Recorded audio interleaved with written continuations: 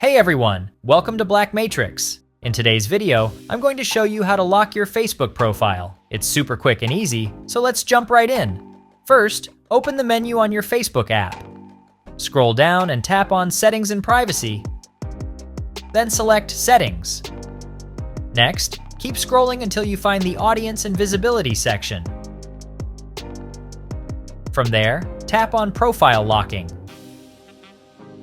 You'll see a button that says Lock Your Profile. Just click it, and that's it. Your profile is now locked.